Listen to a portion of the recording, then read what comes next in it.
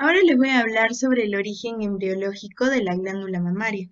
La mama es una glándula sudorípara modificada.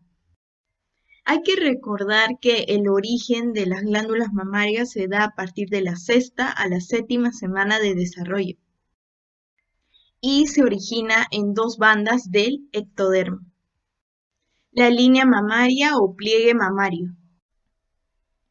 El origen embriológico de las glándulas mamarias se da a partir de la sexta semana, donde va a aparecer la línea mamaria primitiva. En la octava semana de desarrollo aparecerán los botones mamarios. En la novena semana se va a dar la regresión de los puntos mamarios, donde solo persiste el cuarto punto. También la formación del botón mamario. En el quinto mes de desarrollo se va a producir los brotes epiteliales.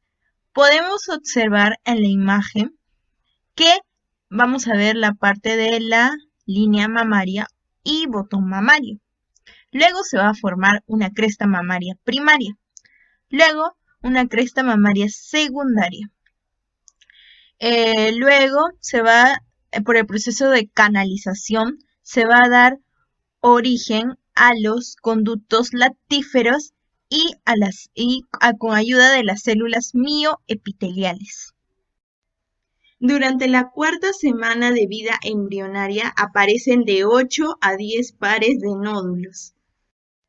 Los nódulos son como bultos que se forman dentro del tejido de la mama. Podemos observar aquí en esta maqueta que elaboré a la línea mamaria. Se va a dar una proliferación de la cresta mamaria. ¿Y dónde se va a dar esta proliferación? Se va a dar en la epidermis. Podemos encontrar también al mesénquima, pero el origen de esta línea mamaria se va a dar en la epidermis. El principio de esta línea mamaria, o sea, de dónde se forma hacia dónde termina, es desde la axila hasta la parte superior del muslo. Luego de la proliferación de esta cresta mamaria, se va a formar una fosita epitelial, como podemos observar aquí. Esta fosita epitelial podemos ver que también tiene cavidades o hundimientos. Estas cavidades o hundimientos van a formar al conducto galactóforo que vamos a encontrar aquí. Este conducto galactóforo permite el transporte de leche de los lóbulos mamarios hacia el pezón. También hay que recordar que en el origen embriológico no es que, digamos, aparezcan los dos pezones. Es un desarrollo que se va dando después de la vida intrauterina. Pero podemos observar que van a salir a veces, como es llamado este término, supernumerarios. O sea, pueden haber varios pezones, ¿no? Pero estos pezones no se desarrollan como las glándulas mamarias, ¿no? Que mayormente sucede en las mujeres un aumento de volumen, ¿no? Y en los varones es un volumen más pequeño. Pero sí va a haber a veces algunos pezones que no se han desarrollado, que no lo notamos, pero sí va a haber una cantidad de pezones supernumerarios. Hay que recordar que gracias a este hundimiento que se produce, que mencionaba, de los conductos galactóforo, se va a convertir esto más adelante en un pezón por proliferación del mesénquima subyacente. Acá podemos observar ya una mama que ya tiene su máximo desarrollo. Podemos encontrar al músculo pectoral mayor, al tejido graso, al nódulo de forma ovalada y de color morado, al pezón, a la areola, que podemos observar aquí. El pezón es toda esta zona y la areola son estas formitas ovaladas. Tenemos a los conductos galactóforo y a las costillas. Ahora hablaré sobre la regulación endocrina de la glándula mamaria. Para hablar de la regulación endocrina de las glándulas mamarias, hay que recordar el proceso de liberación de hormonas que se da en el sistema endocrino. Todo comienza en el hipotálamo, que se divide en adenohipófisis y neurohipófisis. En la adenohipófisis se producen 5 hormonas. Una de ellas es la ACTH, que es la hormona estimulante de las cápsulas suprarrenales, que es la que produce aldosterona, cortisol y adrenalina. También tenemos a la TSH, que es la hormona estimulante de la tiroides, que ahí se produce la tiroxina y la calcitonina. Tenemos también la hormona del crecimiento o la GH, que es la que produce el crecimiento de los huesos. Tenemos las hormonas estimulantes de testículos y ovarios, que es la FSH, es la que produce hormonas sexuales como estrógenos, progesterona y testosterona en los gametos. Tenemos a la LTH o la hormona estimulante de las mamas, la prolactina, que produce la leche.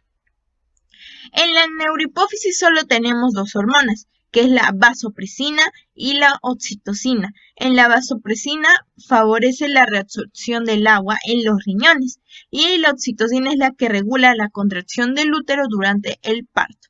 También participa en la eyección de la leche materna. Hay que recordar que este control hormonal va a involucrar a varias hormonas como son el estrógeno, la progesterona, la hormona del crecimiento y algunos esteroides. Y recalcar también la importancia de la prolactina. Comenzaré hablando sobre los estrógenos. Ayudan a preparar a la glándula materna para la lactogénesis. Inhibe la lactación durante la gestación y es antagónico a la prolactina. La progesterona necesita el sinergismo, o sea, trabajar en conjunto con los estrógenos para producir efecto, aun si está la prolactina presente. Junto con la prolactina es necesaria para el desarrollo del óvulo alveolar. La hormona del crecimiento actúa con la prolactina.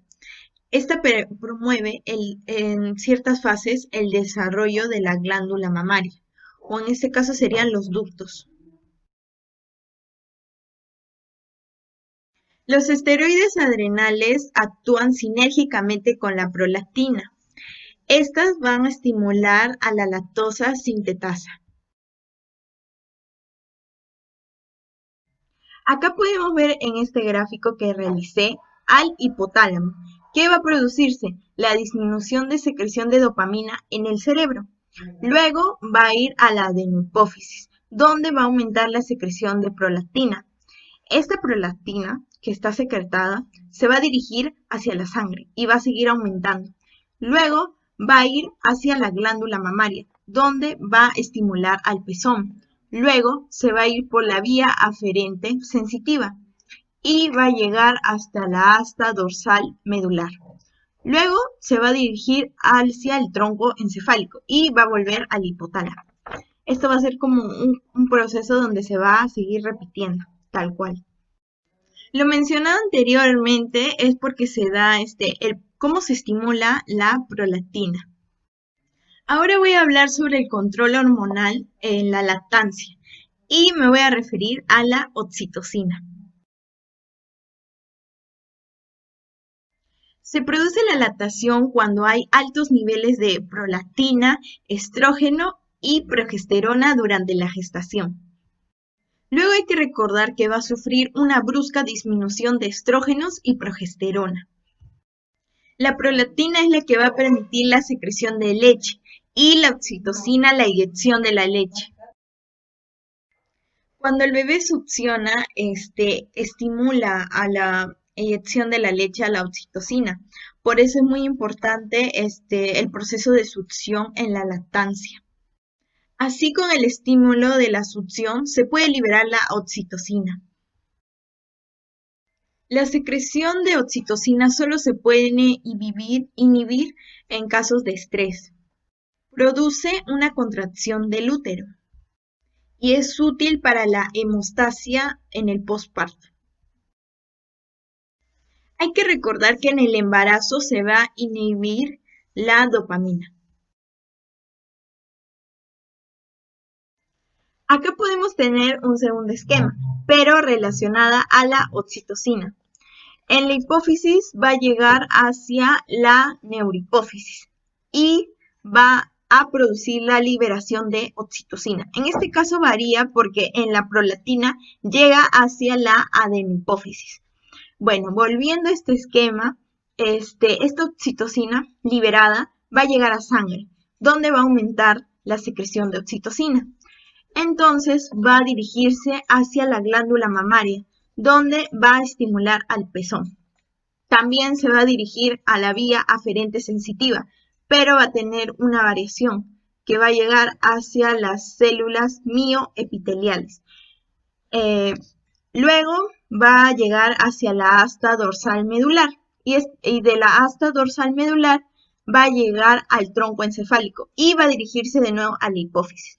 Este es un proceso, como decía, que se va a seguir repitiendo y en este caso sería la liberación de la oxitocina. En el caso de la prolactina, de las vías aferentes sensitivas va a irse hacia las células alveolares, que en el caso de la oxitocina va a llegar hacia las células mioepiteliales. Buenas tardes, profesora. Soy Luna Dariana de los Santos y en esta oportunidad hablaré sobre la glándula mamaria activa. En cuanto a su descripción, los niveles de estrógeno y progesterona comienzan a aumentar en el embarazo. Incluyen cambios muy importantes en cuanto al crecimiento y también la ramificación de un sistema de conductos, también la proliferación de alvéolos. Durante el embarazo, las glándulas mamarias sufren un gran crecimiento y también los alvéolos comienzan a proliferarse en las terminaciones de los conductos. Como se puede visualizar en la pequeña imagen, hay una mama y se presentan conductos, alvéolos, que estos a su vez se inervan durante el proceso del embarazo. En los últimos meses de embarazo hay un aumento de tamaño de las mamas por el crecimiento de las células del parénquima y también hay una distinción de alvéolos con conductos por secreción que son ricos en lactoproteínas, con un poco de lípido viene a ser el calostro. Los primeros días de posparto presenta una disminución de estrógenos y también de progesterona, que estimula a la secreción de la prolactina, que es una secreción de leche con abundantes lípidos. En el periodo de lactancia hay una secreción de leche y almacenamiento en los alvéolos. Los alvéolos se diferencian en su totalidad y la secreción de leche es muy abundante. Histológicamente se puede visualizar que son más amplios y más grandes que en el periodo del embarazo. En cuanto al tejido conectivo, los lípidos lácteos y también los alvéolos están en mayor proporción que en el embarazo. Se puede visualizar dos células de mamaria activa y mamaria en reposo. En la mamaria activa, no todas las zonas están en el mismo estado funcional y al mismo tiempo. En algunas áreas las paredes de los conductos alveolares son muy delgadas, pero presentan una amplia luz repleta de leche.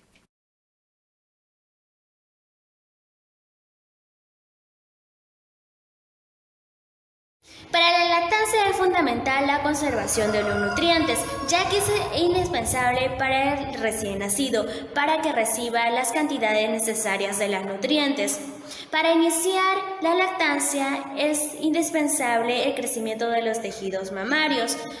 Los requisitos necesarios para la lactancia es la producción de las hormonas, especialmente con que tiene que ver con la prolactina. Durante la gestación, las células epiteliales pasaron por un proceso de diferenciación que son llamados lactogénesis. La succión del bebé produce el estímulo sensitivo a través de las vías nerviosas esenciales. Llega hasta el hipotálamo a través del sistema endocrino. Se producen dos respuestas por dos reflejos que son las dos hormonas, que es la prolactina y la oxitocina. La prolactina se elabora en la hipófisis a través de las bases hipotalámicas.